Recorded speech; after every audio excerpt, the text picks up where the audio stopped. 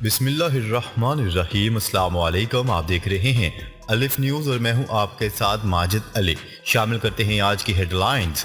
متحدہ عرب امارات نے army chief general Qamar Javed Bajwa کو آرڈر آف دی یونین اعزاز سے نواز دیا۔ عالمی مخالفت کے باوجود شمالی کوریا کا ایک اور میزائل کا تجربہ۔ روسی صدر نے اتحادی ممالک کو بڑی پیشکش کر دی۔ بھارتی خدشات کے باوجود چینی بحری جہاز سری لنکا کی بندرگاہ پر لنگر انداز۔ روس کی ایک اور عسکری بیس پر حملے، اسلحہ ڈیپو میں آگ بھڑک اٹھی۔ امریکی وفد کا دورہ تائیوان، جزیرے کے اطراف چین کی تازہ فوجی مشقیں۔ پاکستان نے معاشی اور سماجی ترقی میں شاندار کامیابی حاصل کی، روسی صدر ولادیمیر پوٹن۔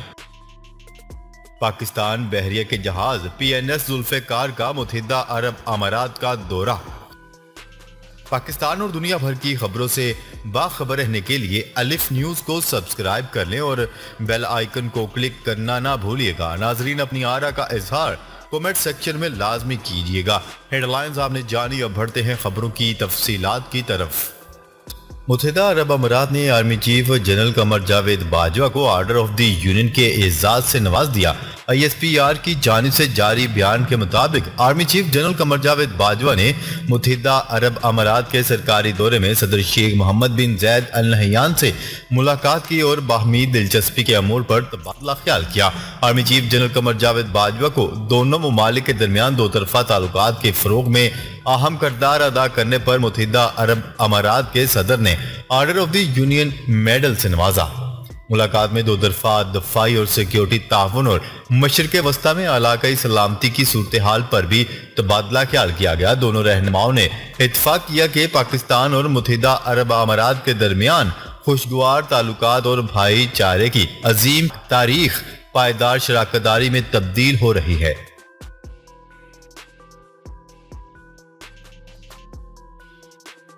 خبر کے اگلے حصے میں بات کرتے ہیں۔ شمالی کوریا نے عالمی برادری کی مخالفت کے باوجود مزید 2 کروز میزائل کا تجربہ کر لیا۔ غیر ملکی میڈیا کی رپورٹ کے مطابق شمالی کوریا نے اپنے مغربی ساحلی علاقے سے 2 کروز میزائل سمندر میں فائر کیے۔ رواں سال 8 جون کے بعد شمالی کوریا کا یہ پہلا میزائل تجربہ ہے۔ شمالی کوریا نے 8 جون کو درمیانے فاصلے تک مار کرنے والے 8 بیلسٹک میزائل فائر کیے تھے۔ شمالی کوریا کو میزائل تجربات پر عالمی برادری کی شدید مخالفت اور پابندیوں کا سامنا ہے۔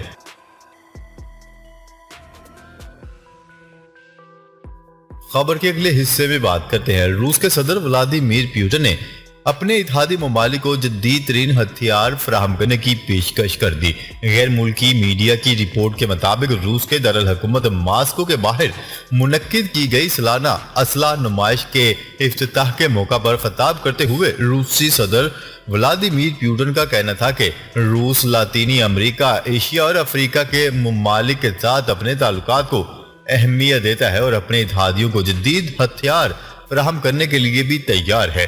انہوں نے کہا ہے کہ ہم چھوٹے ہتھیاروں، بختر بند گاڑیوں سے لے کر لڑاکا طیارے، ڈرونز اور دیگر ہتھیار اتحادیوں کو فراہم کر سکتے ہیں اور ان ہتھیاروں کو حقیقی جنگی آپریشنز میں ایک سے زیادہ بار استعمال کیا جا سکے گا۔ روسی صدر نے یوکرین میں روسی فوج کی کارروائی کو سراہتے ہوئے معاملے پر روس کی حمایت پر اتحادیوں کا شکریہ ادا کیا۔ انہوں نے کہا ہے کہ مختلف براعظموں میں ہمارے بہت سے اتحادی اور شراکت دار ہیں جو ہمارے ہم خیال ہیں۔ روسی صدر ولادیمیر پوٹن کا مزید کہنا تھا کہ روس کے اسلحے کی برآمدات امریکی بالادستی کو ختم کرنے اور دنیا میں طاقت کے توازن کو برقرار رکھنے میں اہم کردار ادا کرتی ہیں۔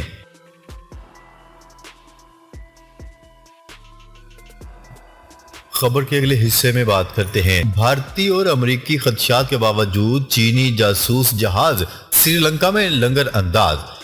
جدید مواصلاتی سازوسامان سے لیس ایک چینی بحری جہاز سری لنکا کی بندرگاہ پر لنگر انداز کر گیا۔ بھارت اور امریکہ الزام عائد کرتے ہوئے کہنا تھا کہ اس کے ذریعے مبینہ طور پر جاسوسی کی جائے گی۔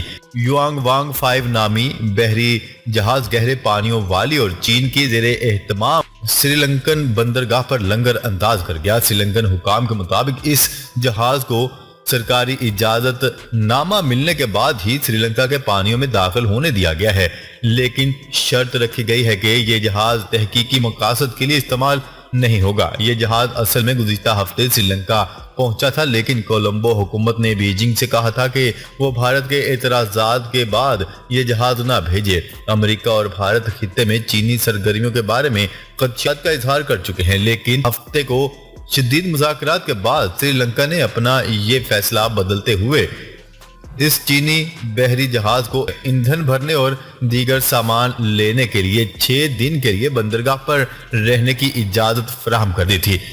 حکومتی ترجمان نے صحافیوں کو بتایا کہ ہم چین کو وہی سہولت دے رہے ہیں جو ہم دوسرے تمام ممالک کو دیتے ہیں۔ یہ تمام ممالک ہمارے لیے اہم ہیں۔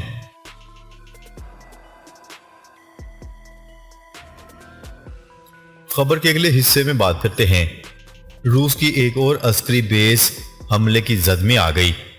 دھماکے کے باعث اسلحہ ڈیپو میں آگ بھڑک اٹھی۔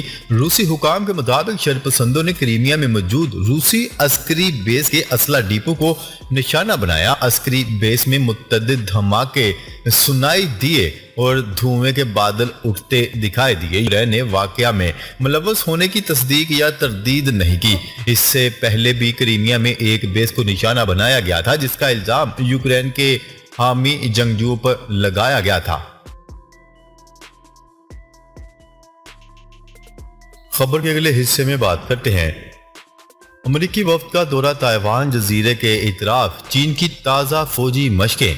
چین نے تائیوان کے اطراف بڑے پیمانے پر مزید فوجی مشقیں شروع کرنے کا اعلان کر دیا، جبکہ ایوان نمائندگان کی اسپیکر نینسی پیلوسی کے بعد امریکی قانون سازوں کے ایک وفد کے دورہ تائیوان اور قیادت سے ملاقات پر دونوں ممالک کے درمیان تنازع مزید شدت اختیار کر جانے کا خدشہ ظاہر کیا جا رہا ہے۔ میڈیا رپورٹس کے مطابق یہ 2 روزہ غیر اعلانیہ دورہ بیجنگ کی جانب سے خود مختار جمہوری تائیوان کے اطراف سمندر فضا میں جنگی جہاز، میزائل اور جیٹ طیارے بھیجے جانے کے بعد کیا گیا، جس کے بارے میں چین کا موقف ہے کہ یہ خطہ اس کا حصہ ہے اور ایک دن چین کے ساتھ ضم کر لیا جائے گا۔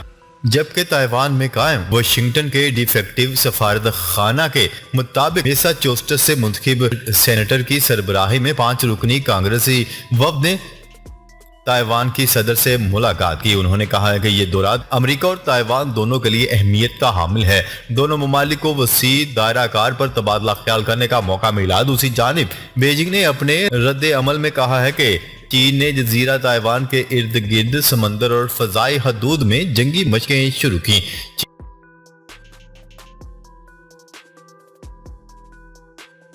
خبر کے اگلے حصے میں بات کرتے ہیں۔ پاکستان نے معاشی اور سماجی ترقی میں شاندار کامیابی حاصل کی ہے۔ روسی صدر ولادیمیر پوٹن کا اہم بیان سامنے آ گیا۔ روسی صدر ولادیمیر پوٹن کا کہنا تھا کہ مشترکہ کاوشوں سے 2 طرفہ تعلقات، علاقائی امور و استحکام کو مضبوط کیا جا سکتا ہے۔ پاکستان کے 75ویں یوم آزادی پر روسی صدر ولادیمیر پوٹن نے پاکستان کے صدر اور وزیر اعظم کو مبارکباد پیش کرتے ہوئے کہا ہے کہ پاکستان نے معاشی اور سماجی ترقی میں شاندار کامیابی اور عزت کا مقام حاصل کیا۔ 2 طرفہ تعلقات فعال روابط کی اہمیت پر زور دیتے ہوئے انہوں نے کہا ہے کہ مشترکہ کوششوں سے علاقائی تعلقات اور استحکام کو مضبوط کیا جا سکتا ہے۔